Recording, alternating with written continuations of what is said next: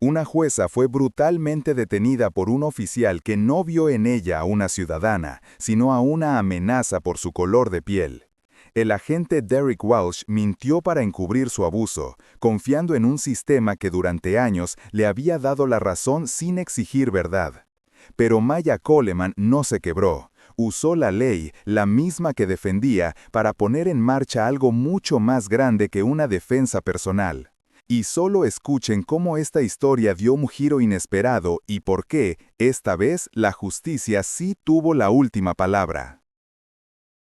La noche había caído sobre Oak Ridge con esa humedad densa que hace que la ropa se pegue a la piel.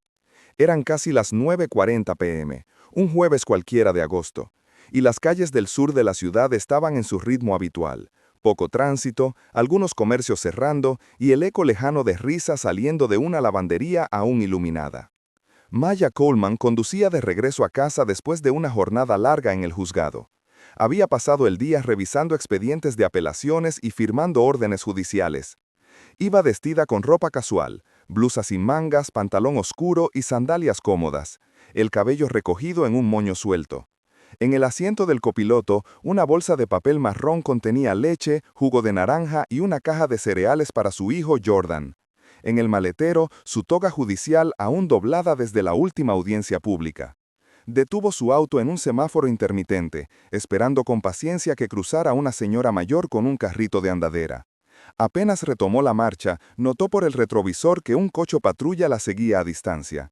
No encendió las luces de emergencia al principio, pero lo sentía. Esa mirada, esa intuición que muchas mujeres negras aprenden a desarrollar no como paranoia, sino como mecanismo de supervivencia.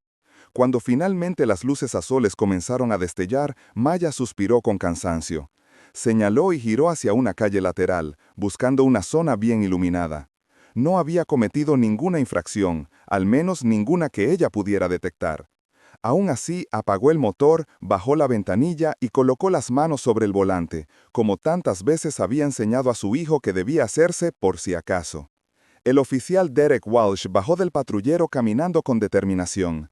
Era un hombre de 30 y tantos, mandíbula apretada, mirada tensa.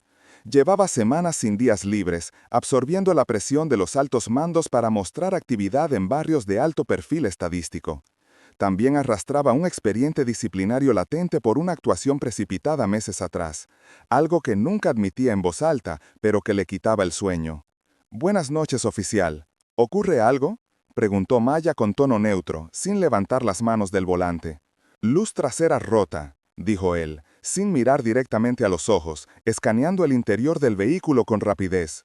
Maya sabía que su auto estaba en perfecto estado, lo había revisado esa misma semana. Quiso explicar, quiso ofrecer su identificación judicial, pero algo en el rostro del oficial cambió cuando ella intentó buscar su bolso. «¡Manos arriba!», gritó Derek de pronto, con la mano ya cerca del cinturón de servicio. «Estoy buscando mi cartera. Por favor, no me grite», contestó ella, ahora temblando ligeramente, pero sin alterar la voz. No tenía nada que esconder, pero sabía que cualquier palabra maldicha podía ser mal interpretada.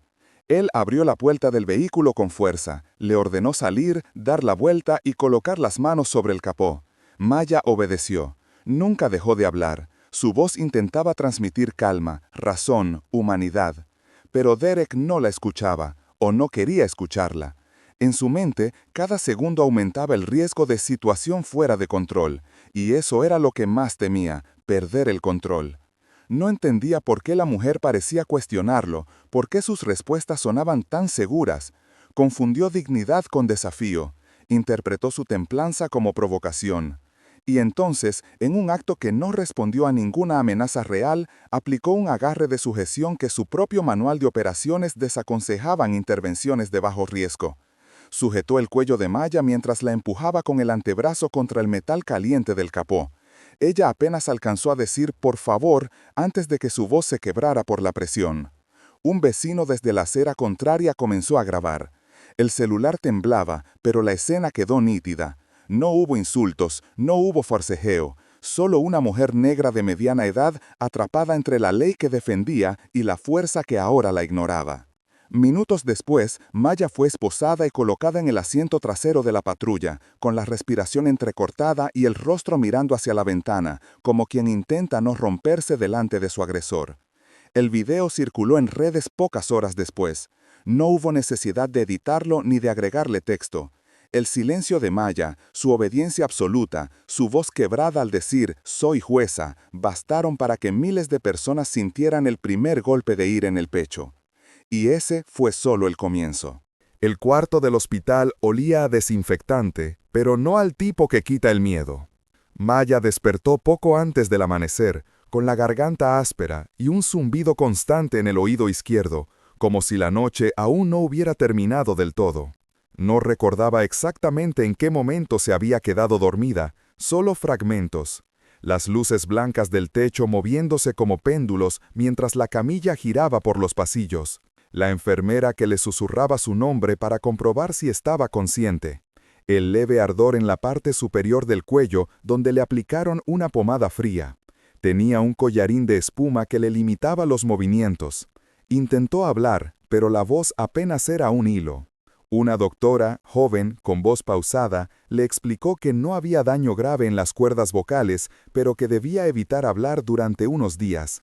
«Reposo total, jueza Coleman», dijo sin ocultar que sabía quién era. Maya asintió con una lentitud medida. No por miedo, por dignidad. En su mente, las imágenes iban encajando como piezas de rompecabezas mal armado.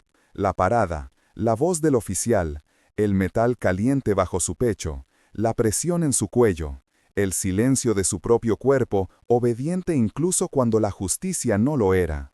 Cuando le dieron el alta al mediodía, lo único que pidió fue que la llevaran a casa sin sirenas, sin escolta, sin ruido. Su vecina, Grace, una mujer jubilada que solía dejarle galletas en la puerta, fue a recogerla. En el asiento del pasajero, Maya sostuvo el mismo bolso que llevaba aquella noche, pero ahora parecía más pesado, como si cargara dentro no solo su billetera, sino algo que aún no sabía cómo nombrar. Al llegar, encontró a Jordan en la sala, frente al televisor. No se movió al verla entrar. Estaba paralizado, no por sorpresa, sino por algo más difícil de romper, la confusión. El noticiero local mostraba imágenes del incidente, ya virales. Una toma desde el celular de un testigo, sin zoom, sin comentarios. Solo una figura de pie, luego arrodillada, luego empujada contra el vehículo. Una voz conocida diciendo «por favor», casi irreconocible. Su madre, su ejemplo. «¿Por qué no funcionó cuando dijiste quién eras?», preguntó Jordan sin apartar los ojos de la pantalla. Maya se sentó junto a él con torpeza, aún adolorida. No respondió. Acarició su mano y deseó con todo el corazón tener una respuesta perfecta, pero no la tenía. Mientras tanto, en otra parte de la ciudad, el oficial Derek Walsh redactaba su reporte en la estación central. Había ensayado mentalmente cada frase. La conductora mostró actitud hostil. No se identificó de inmediato. Temí por mi integridad física. Sabía lo que debía escribir para que encajara con el protocolo. Sabía cómo blindar su versión antes de que los superiores comenzaran a hacer preguntas. No mentía por puro cinismo. Lo hacía porque su mundo, el de patrullas, turnos nocturnos y códigos entre compañeros, le había enseñado que dudar es peligroso, que admitir un error puede costarte más que una suspensión. También lo hacía por orgullo, ese tipo de orgullo que prefiere contar una versión pulida antes que enfrentarse a la verdad de una reacción desmedida. Al día siguiente, el sindicato policial le asignó una abogada, Tracy Mullen, especialista en proteger agentes envueltos en controversias. Fría, rápida, le indicó una sola cosa al llegar. «No hables con nadie, a nadie, solo conmigo». Derek asintió. Aún no sabía que su versión sería confrontada por más de un ángulo. Aún creía que tenía el control. Pero en las calles el aire ya era otro. Lo que al principio fue indignación se transformó en dolor compartido. Las imágenes de Maya, una jueza del condado, reducida a una estadística más, se multiplicaban en redes, en debates radiales, en conversaciones de lavandería y estaciones de metro. No porque fuera jueza, sino porque era reconocible, Podía haber sido cualquier madre, cualquier tía, cualquier mujer que volvía del mercado con leche y cereales para su hijo. Su historia tocó un nervio que no era nuevo, pero que esta vez dolía más. Si incluso alguien que conoce la ley no es protegido por ella, ¿quién puede sentirse realmente a salvo? Vecinos dejaron flores frente a su casa sin decir palabra. Compañeros jueces y defensores públicos enviaron cartas de apoyo. Algunas cadenas de televisión comenzaron a armar especiales sobre uso excesivo de fuerza en detenciones menores.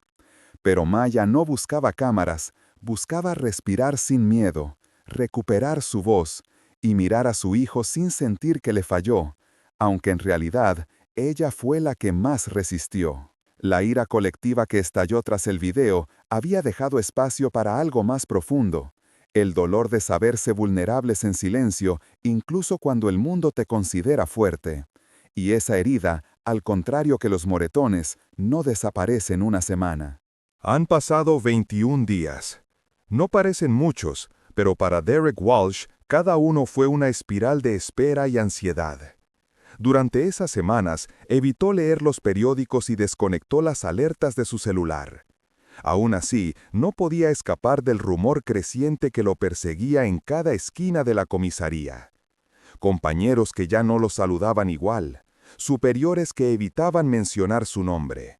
Y lo más inquietante, un expediente que avanzaba más rápido de lo habitual.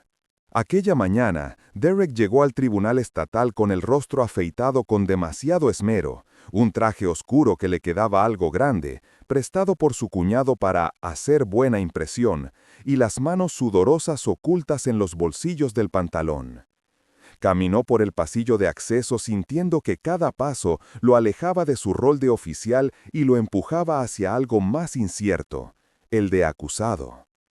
En la sala, los bancos traseros estaban ocupados por reporteros, ciudadanos curiosos y algunos rostros conocidos del personal judicial. Todos esperaban el inicio de la audiencia preliminar. Cuando el secretario del tribunal anunció la entrada de la jueza, Derek se puso de pie como se lo habían indicado. Pero al ver quién subía al estrado, el aire pareció abandonarle el cuerpo. Maya Coleman. Vestía la toga negra que usaba desde que había sido nombrada jueza principal del circuito hace 3 años. Caminó con paso sereno hasta su lugar. Su presencia llenaba la sala con una autoridad que no necesitaba ser impuesta, simplemente era. Bajo la luz blanca del techo, aún se notaba, casi imperceptible, un halo violáceo en el lateral izquierdo de su cuello. Derek no pudo evitar desviar la mirada.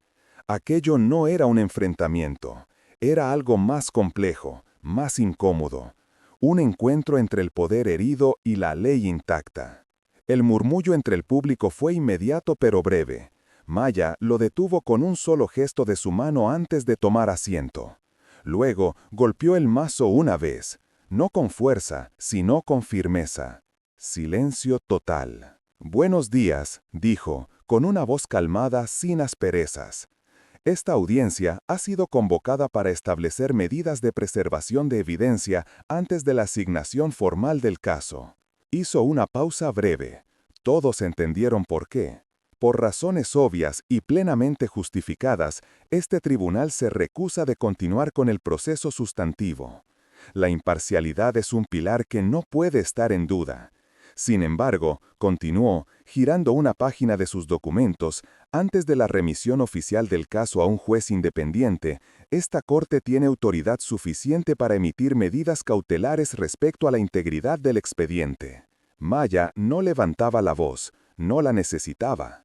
Cada palabra tenía el peso de quien ha sido testigo y aún así exige justicia en lugar de revancha. Por lo tanto, prosiguió, se ordena la liberación inmediata de todas las grabaciones de la cámara corporal asignada al agente Walsh, sin cortes ni ediciones. Se incluyen además las comunicaciones por radio desde el despacho la noche del incidente, los reportes crudos del sistema CAD y cualquier archivo relacionado con intervenciones anteriores relevantes a este caso. Los abogados presentes tomaban notas con rapidez. El defensor público asignado, un hombre joven con rostro de sorpresa contenida, apenas alcanzó a asentir. Toda solicitud de extensión deberá ser debidamente justificada, agregó Maya, ahora mirando directamente al fiscal del distrito. Cualquier intento de retraso injustificado o manipulación de evidencia será sancionada según el Código Penal Estatal artículo 428.2 y remitida a supervisión federal si se considera necesario. Derek no dijo nada. Tampoco su abogada, Tracy Mullen, que permanecía rígida, como si ya hubiera calculado cada segundo de esta escena. Ella entendía lo que estaba ocurriendo mejor que su cliente. Maya no estaba usando la sala para vengarse. Estaba utilizando la ley como escudo, como faro, como estructura. Estaba asegurando que, sin importar el resultado final, el proceso fuera justo, impecable, transparente, incuestionable. Todo duró apenas 10 minutos. Pero para quienes estaban en la sala y para los miles que seguirían el caso desde sus hogares, fue un momento de inflexión. El dolor de ver a Maya humillada semanas atrás no desapareció, pero algo nuevo se encendió. No era alegría, no era justicia plena, era una forma sutil de esperanza, esa que aparece cuando la verdad comienza a abrirse paso dentro del sistema mismo que pareció ignorarla. Cuando Maya cerró la audiencia, su rostro no mostraba emociones visibles, pero quienes la conocían sabían leer su mirada, firme, digna, despierta. Derek fue escoltado fuera del recinto sin esposas, pero ya no era el mismo. Había cruzado la puerta como alguien que pensaba poder explicar lo ocurrido. Salía como alguien que acababa de entender que lo que se avecinaba era mucho más grande que él. Y en esa sala, donde se suponía que nada debería haber pasado, fue donde todo comenzó. La audiencia principal comenzó un lunes a las 8:30 am en una sala más amplia, con otro juez al mando y mayor presencia mediática. El caso ya no era solo estatal. Una comisión del Departamento de Justicia había iniciado su propia investigación paralela centrada en posibles violaciones a los derechos civiles bajo el argumento de uso excesivo de fuerza motivado por sesgo racial. Para entonces, el país entero conocía el nombre de Maya Coleman, aunque ella jamás se pronunció públicamente. No concedió entrevistas, no apareció en portadas. Se mantuvo en silencio institucional, dejando que fuera el proceso y no su imagen lo que hablara. Pero la prueba más contundente no vino de titulares ni de opiniones, vino del material audiovisual. La body cam, la cámara adherida al uniforme de Derek, fue proyectada ante el tribunal en una sesión cerrada. La defensa intentó excluirla por supuestos defectos técnicos, pero la fiscal Alicia Freeman demostró que el archivo era completo, sin cortes ni manipulación. El video mostró, segundo a segundo, lo que la declaración de Derek había distorsionado. No hubo resistencia. No hubo amenaza. No hubo arma, ni brusquedad, ni movimiento que justificara fuerza alguna. Solo una mujer que habla con calma, que avisa lo que va a hacer antes de hacerlo, que suplica que no la toquen, que repite con voz quebrada, «Estoy cooperando». Y luego, la frase. Se escucha claramente a Derek decir, «Baja la mirada». Y lo dice cuando Maya ya está de cara al capó, inmóvil, con las manos abiertas y visibles. La sala, incluso acostumbrada a casos complejos, quedó en silencio tras la reproducción. No por impacto teatral, sino por la incomodidad de ver algo que no podía negarse. La fiscal Freeman, en una estrategia precisa pero sobria, presentó a continuación un análisis estadístico de los reportes de patrullaje del turno de Derek durante los últimos 14 meses. Un patrón emergía con claridad. Más del 78% de las paradas de tráfico realizadas por él involucraban a conductores afroamericanos o latinos en una zona donde el porcentaje demográfico no superaba el 42%. Pero lo que más pesó no fueron las cifras, sino las palabras de los propios compañeros de Derek citados bajo juramento. 2 agentes de su misma unidad declararon que, la mañana posterior al incidente, el sargento del turno les indicó no redactar nada ni hacer comentarios hasta haber consultado con la representante legal del sindicato. Uno de ellos agregó que se sintió incómodo al respecto, pero obedeció por temor a represalias internas. La defensa argumentó que ese tipo de asesoramiento era habitual, que no había intención maliciosa y que Derek solo reaccionó ante una percepción de amenaza. Pero el contraste entre el relato escrito por el oficial y las imágenes grabadas era demasiado claro. La percepción, en este caso, no sobrevivía al archivo. Cuando llegó el turno de Maya, ya no era jueza en funciones. Se sentó en el estrado de los testigos vestida de civil, con una blusa azul clara, sin maquillaje, sin adornos. No fue presentada como autoridad, sino como víctima. Y habló. No más de 3 minutos. No mencionó su cargo, ni su trayectoria, ni las leyes que conoce de memoria. No acusó, no se quebró, solo compartió una imagen. Mi hijo estaba en la puerta del hospital cuando salí. Tenía la mochila del colegio colgada de un hombro y la cara pálida. Le pregunté si había comido. No me respondió, solo me abrazó. Y desde entonces, cada vez que escucha una sirena, se detiene. No importa si está tocando la trompeta, o leyendo, o durmiendo, se detiene. Eso es, señoría, el silencio que se instala en una casa cuando alguien tiene miedo de sacar la basura de noche. Después de eso, el jurado no necesitó más. Se retiraron por la tarde y en menos de 5 horas entregaron su veredicto. Culpable de agresión con agravante. Culpable de presentar información falsa en un reporte oficial.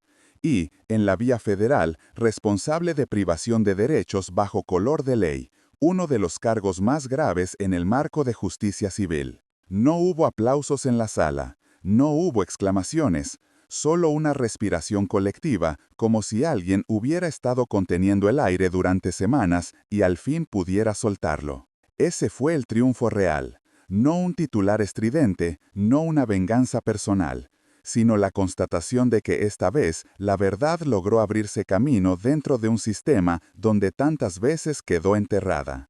Y en cada hogar, en cada oficina, en cada aula donde se había visto ese video con impotencia, el suspiro fue el mismo. Esta vez, sí. Cuando el juez leyó la sentencia final, Derek Walsh no lloró, no gritó, no reaccionó con furia. Solo quedó allí, inmóvil, con el ceño apenas fruncido, como si no entendiera bien en qué momento su versión del mundo dejó de coincidir con la realidad.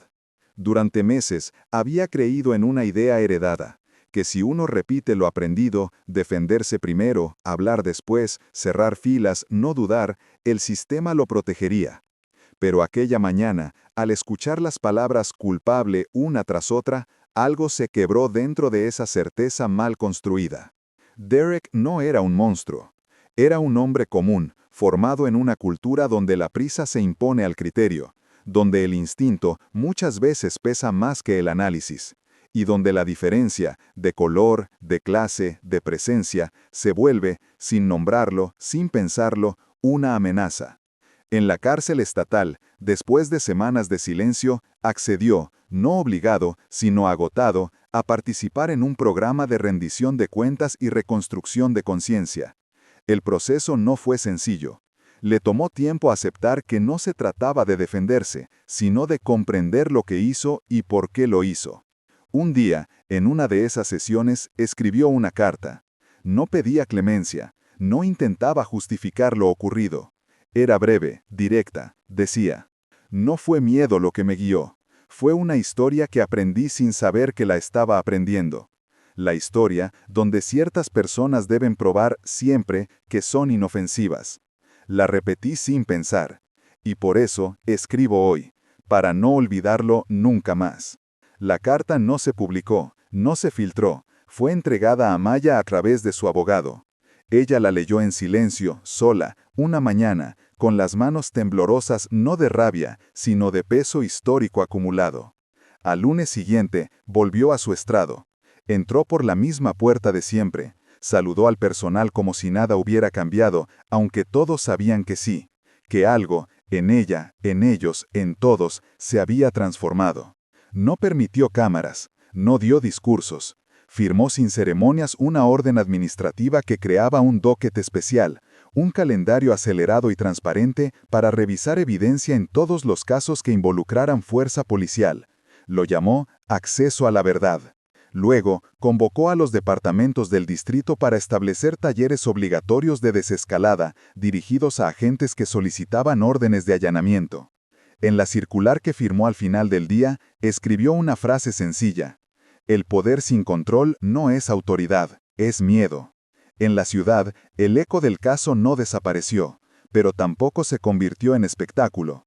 Escuelas secundarias comenzaron a organizar visitas a las audiencias públicas, donde estudiantes escuchaban cómo se dicta una orden, cómo se protege un derecho, cómo se respira la Constitución dentro de paredes grises. En los templos, los pastores hablaban no de rabia, sino de reconstrucción, de cómo una comunidad puede mirar a la justicia sin bajar la cabeza. Y en la casa de Maya, el ritmo volvió poco a poco. Jordan recuperó el gusto por su trompeta, volvía a practicar por las tardes, ahora junto a la ventana abierta, dejando que el sonido viajara por el barrio sin miedo. Maya, cada mañana, antes de ponerse la toga, se detenía un instante frente al espejo, no para revisar su imagen, sino para pasar la yema de los dedos por el lateral del cuello, justo donde la justicia casi se quedó sin aire. No por trauma, sino para recordar. Recordar que no basta con castigar lo injusto, hay que prevenir su repetición. Recordar que ser jueza no es solo aplicar la ley, sino vigilar que esa ley esté viva. Y recordar que, aunque la herida cicatrice, la memoria debe mantenerse despierta. Lo que quedó en pie no fue solo ella, fue una promesa renovada. La promesa de que en una sala cualquiera, en una ciudad cualquiera, aún puede comenzar algo distinto. Y esa promesa, sin luces, sin himnos, es lo que de verdad inspira.